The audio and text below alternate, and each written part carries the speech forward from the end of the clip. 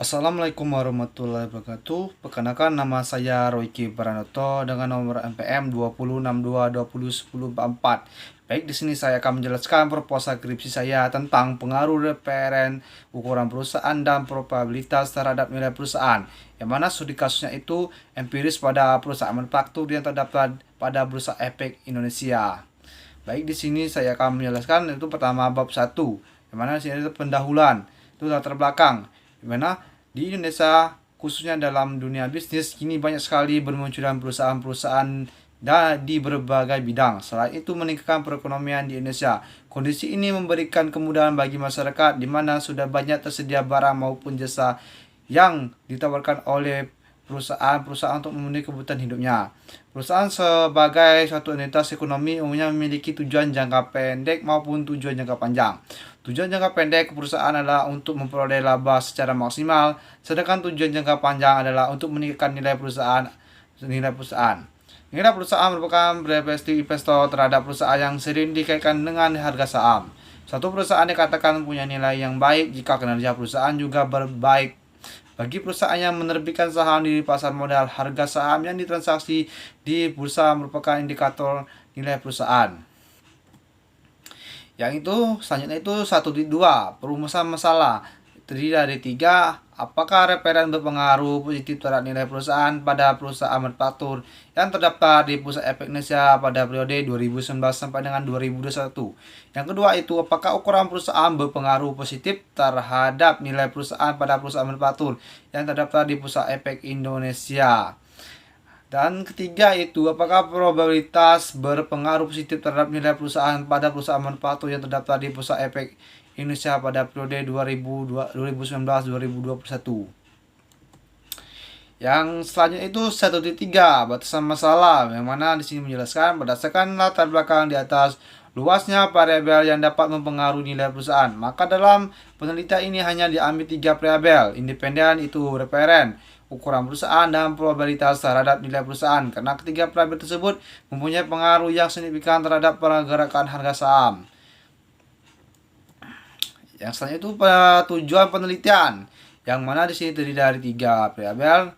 Satu itu menguji dan menganalisis pengaruh referen terhadap nilai perusahaan pada perusahaan manufaktur yang terdaftar di Bursa Efek Indonesia pada periode 2019 sampai dengan 2021.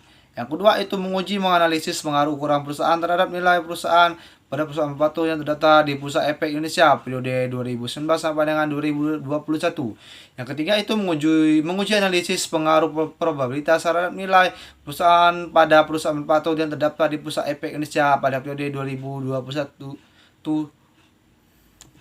Selanjutnya itu manfaat penelitian, manfaat teoritis, yang mana di sini tadi dari ada 2 macam itu. Satu, yang pertama itu bagi akademis penelitian ini diharapkan dapat memberikan kontribusi dalam pengembangan teori mengenai referen, ukuran perusahaan, probabilitas yang ditetapkan pada satu perusahaan serta pengaruhnya terhadap nilai perusahaan. Yang kedua itu bagi penelitian yang akan datang, penelitian ini diharapkan mampu menjadi referen atau bahan wawancara di bidang keuangan sehingga dapat bermanfaat bagi penelitian selanjutnya mengenai nilai perusahaan yang akan datang. Yang itu manfaat praktis terdiri dari 2 itu bagi perusahaan, penelitian ini diharapkan dapat digunakan sebagai bahan imiten untuk memperolesi, memperbaiki dan meningkatkan kinerja manajemen yang akan datang. Yang selanjutnya yang kedua itu bagi investor, penelitian ini diharapkan dapat digunakan sebagai masukan kepada investor dalam mengambil keputusan investasi.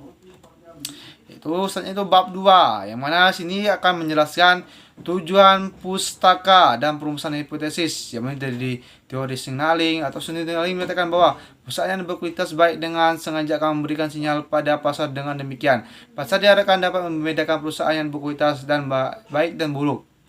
Agar sinyal tersebut efektif, maka harus dapat ditangkap pasar dan dipersilakan baik serta tidak mudah ditiru oleh perusahaan yang berkualitas. Yang kedua itu nilai perusahaan. Nilai perusahaan merupakan preferensi investor terhadap perusahaan yang sering dikaitkan dengan harga saham. Suatu perusahaan dikatakan punya nilai yang baik jika kinerja perusahaan juga baik.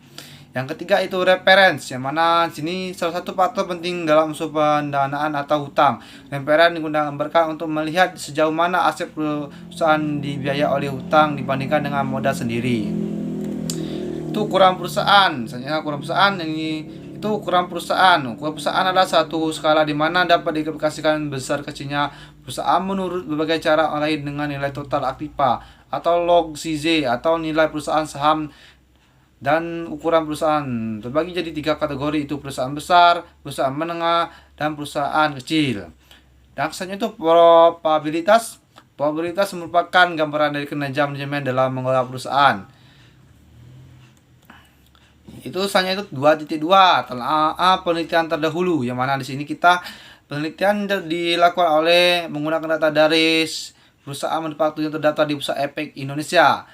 Variabel digunakan dalam penelitian ini adalah nilai perusahaan sebagai variabel independen, kepemilikan institusional, ukuran perusahaan, referen sebagai variabel independen. Biasanya itu 2.3 pengembangan hipotesisyang mana di sini menjelaskan itu referen dan nilai perusahaan itu menurut Kurnia. Rasio referen merupakan rasio menunjukkan bagaimana perusahaan mampu mengolah utangnya dalam rangka memperoleh keuntungan dan juga mampu untuk melunasi kembali utangnya. Yang kedua itu ukuran perusahaan dan nilai perusahaan, yang mana di sini menjelaskan ukuran perusahaan adalah tingkah untuk menunjukkan perkembangan perusahaan dalam bisnis.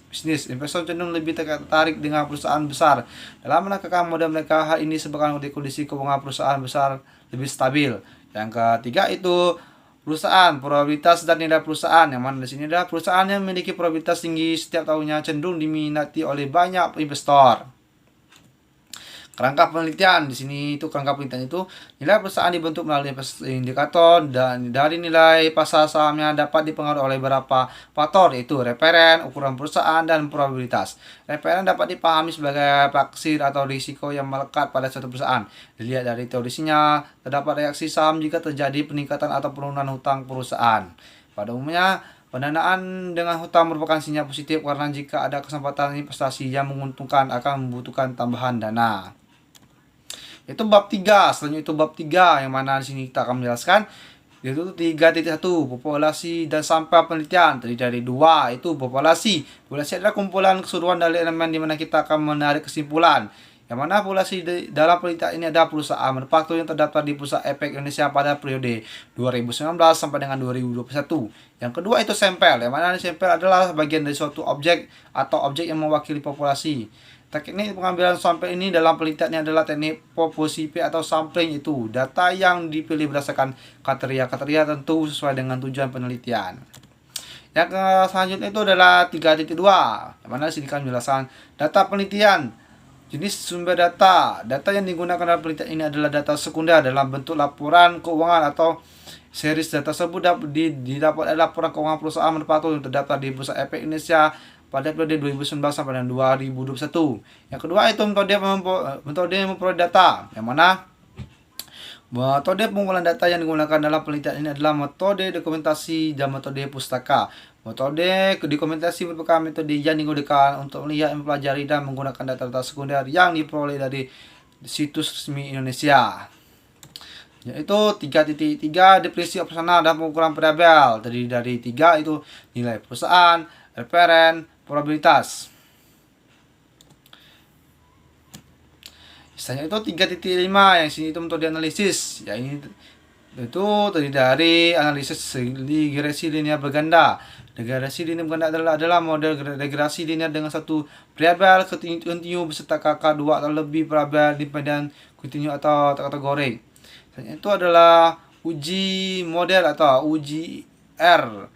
Gunakan untuk mengetahui seberapa jauh kemampuan model mampu menerapkan variasi-variasi yang variabel dependen nilai koefisien determinasi. Itu B, uji F, yang mana sini uji F di statistik pada dasarnya digunakan untuk mengukur ketetapan fungsi regresi sampel dalam menaksirkan nilai atau aktual. Selanjutnya itu uji hipotesis, yang mana pada penelitian ini menggunakan uji T yang pada dasarnya menunjukkan seberapa jauh pengaruh suatu variabel independen secara individual dalam menerapkan variabel independen. Cara untuk mengetahui pengaruh ada suatu variabel independen secara individual dan dari variabel independen dapat dilihat dari melalui uji T. Mungkin sekian dari presentasi saya tentang proses saya akhiri itu. Assalamualaikum warahmatullahi wabarakatuh.